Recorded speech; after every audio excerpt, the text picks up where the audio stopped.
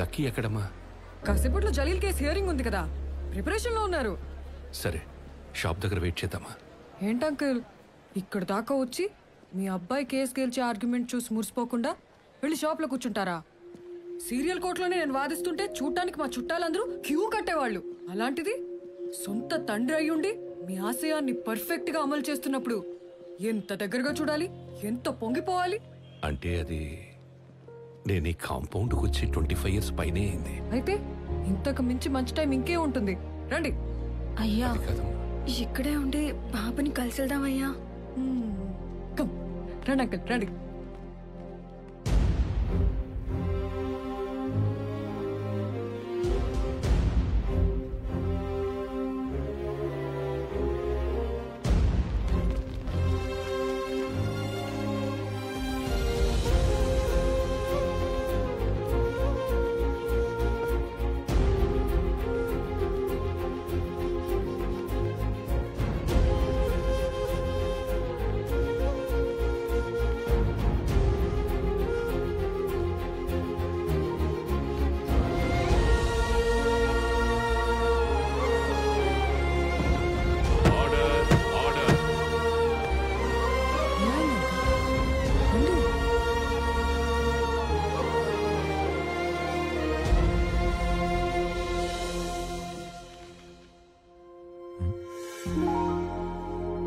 ఏంటి ఇక్కడికి వచ్చాడు?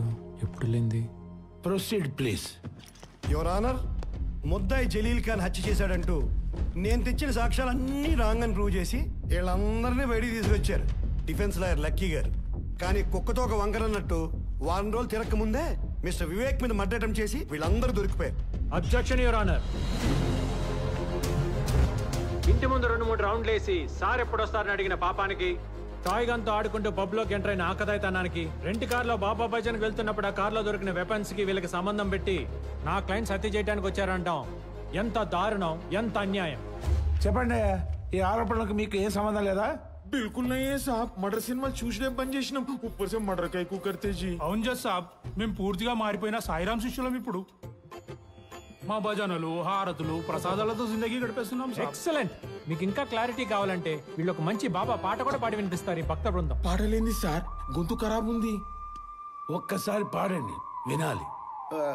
పాడరా సార్ అడుగుతున్నారు, పాడు. బాబా బాబా మదిలో నా సాయి బాబా, బాబా బాబా మదిలో నా సాయి బాబా, బాబా రాజా మదిలో నా మన్మథ రాజా. రే రే రే, ఈ పాట కాదు రాజా, ప్రాపర్ బాబా సాంగ్ కావాలి రాజా, పాడు. సార్ సార్ నేను పాడతా సార్, నాకు వచ్చు సార్. వీడు బాగా పాడతారు సార్. నా చెలి బాబావే నాలో ఉన్నావే. పాట చివరిలో బాబా తగిలించినంత మాత్రం రోజా పాట బాబా పాట అయిపోతురా? వీధి రౌడీల్ని బాబా భక్తుల్ని చేసి అందరినీ బకరాలం చేస్తున్నాడు. ఇలాంటోడిని లాయర్ చేసిన తండ్రోడో గాని ముందు ఆడిని కొట్టాలి. నేను వస్తానమ్మా. Mister lucky, I cannot believe this people. అయితే ఏసేన్ సార్ శిక్ష బెటర్. ఈ దుర్మార్గులను కాపాడటానికి నేను మాత్రం ఎంత ట్రై చేస్తాను. చెప్పాడు కదా, కూర్చోండి. రియల్ సైడ్ నుంచి కొంచెం కూడా ఎఫెక్ట్ లేకపోతే ఎట్లా? గెటప్పులు మార్చదు, మాట తీరు మారదు, పాట సరిగ్గా పాడరు. ఏంటి సార్ నాకు ఈ నరకం? వేసి పడేయండి సార్ శిక్ష. చేసింది చాలు, బుక్కలు ఇరుగుతాయి, జాగ్రత్త. మాస్క్ తీసి బెదిరించరా? చూడండి సార్, జడ్జి గారు ఉన్నారన్న భయం లేదు, శిక్ష పడుతుందన్న టెన్షన్ లేదు. మీ ముందు నాకు వార్నింగ్ ఇస్తున్నాడు. ఉంది ఇప్పుడు.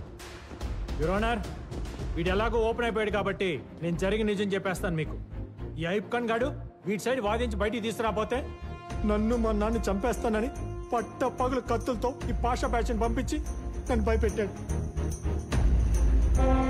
కావాలంటే ఆ రోజు ఇన్స్టాలో పోస్ట్ చేసిన డేట్ అండ్ విజువల్స్ చూడండి.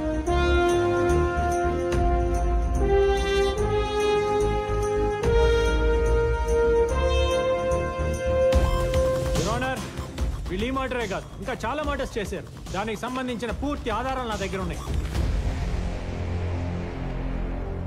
మీరు పెద్ద మనసు చేసుకుని వీళ్ళ పేదరికం పోయేలా, జీవితాంతం జైల్లో 4 రాళ్లు కొట్టి రూపాయి సంపాదించుకునేలా, 2 పూట్ల మంచి భోజనం తినేలా చేయండి. He's my son lucky, son of Suryanarayana. దేవుడా, ఇదంతా చేస్తుంది నీ కోసమే అని గమనించు. ప్రాణాలకు తెగించి పోరాడానని గుర్తించి నిన్న నువ్వు ఇస్తాన్నావు కదా అదే ప్లేట్లు వేసేవే ఆ వరం ఇచ్చి నిరూపించుకో. నీ మొక్కల్లో నవ్వు నేను చూడాలి, నా కళ్ళల్లో మెరుపు నువ్వు చూడాలి. అర్థమైందా? అర్థమైందా? అర్థమైందా? అర్థమైంది, అర్థమైపోయింది. రే కార్ కొట్టుకుపోని. అన్నా నాన్న ఒక్క నిమిషం ఆగు.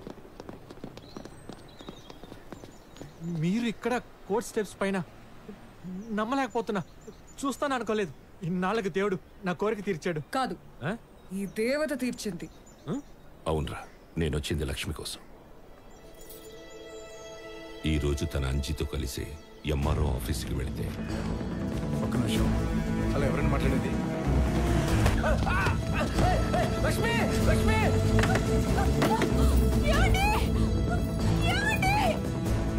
ఇది ఆ మైథిలి కన్స్ట్రక్షన్స్ వాడి పని అని భయపడుతోంది.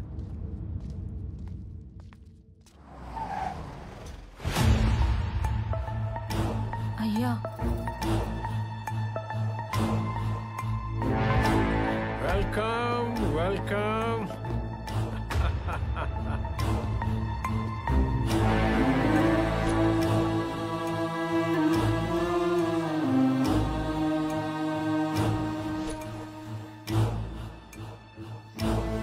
Congratulations lucky. Welcome to Vivek group of families. అదేంటి సార్, నేను మీ దగ్గర పనిచేస్తాను చెప్పలేదే. దీన్ని తీసుకోవడానికి అర్హత సంపాదించుకున్నాకే అందుకుంటానని చెప్పకనే చెప్పావు. మీకు అర్థమైందనమాట. Come on, take it. Sir, ఇలాంటి కాస్ట్లీ గిఫ్ట్ నా చేతితో పట్టుకోవటం కంటే మా నాన్నగారు చేతికిస్తే చాలా బాగుంటుంది సార్. పితాజీ యా జన్మదాత యా కహా వహా చలో అవో. నాన్న న్యాయానికి నేను చేసిన సేవ గుర్తింపుగా వివేక్ గారు విలా కీస్ ఇవ్వాలనుకుంటున్నారు. మీరు ఇటు తిరిగి తీసుకుంటే ఆయన న్యాయదేవత ఇద్దరు హ్యాపీగా ఫీల్ అవుతారు. Take it sir.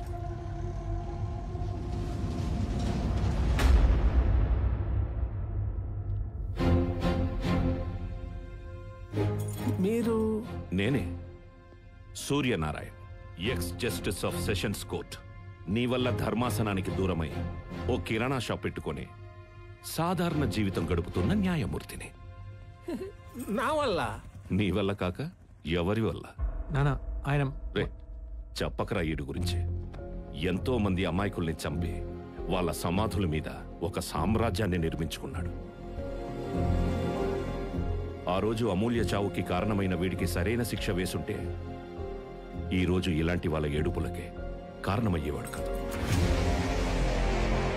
నువ్వు వీడి తరపున కాదరా, నా తరపున వాదించు. నేనే నీ క్లయింట్ అనుకుని వీడిని క్రిమినల్ నంబర్ 1 అని ప్రూవ్ చేయి. సరే నాన్న, తప్పకుండా. ముందు ఆ కేసు తీసుకోండి, ఆ కేసు క్లోజ్ అయిపోద్ది. తర్వాత మీ కేసు ఎత్తుకుంటాను. రే నేనేం చెప్తున్నా, నువ్వేం మాట్లాడుతున్నావు? నానా, చిన్న ఇష్యూని పెద్ద చేయకు. నీకు ఆయన చూడగానే పాత మెమరీస్ బ్యాడ్ మెమరీస్ గుర్తొచ్చినట్టున్నాయి. నిజంగా ఆయన క్రైమ్ చేస్తుంటే బయట ఎలా తిరుగుతారు? ఇలా నాకు కీస్ ఎందుకు తీసుకొచ్చేస్తారు చెప్పు? అదే చెప్తున్నా కదరా, వీడు డబ్బుతో న్యాయాన్నే కొంటున్నాడు. లాని వీడికి ఇష్టం వచ్చినట్లు వాడుకుంటున్నాడు.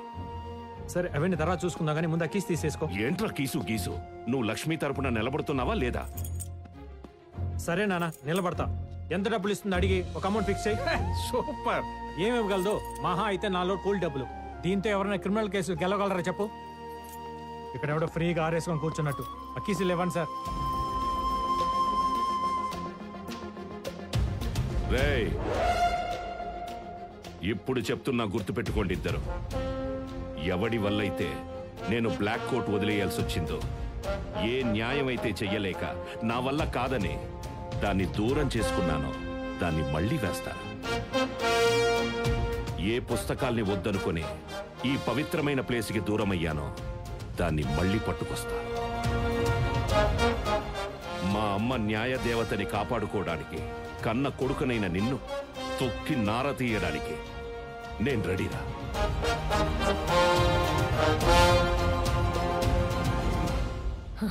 అసలు కథ ఇప్పుడు మొదలైంది.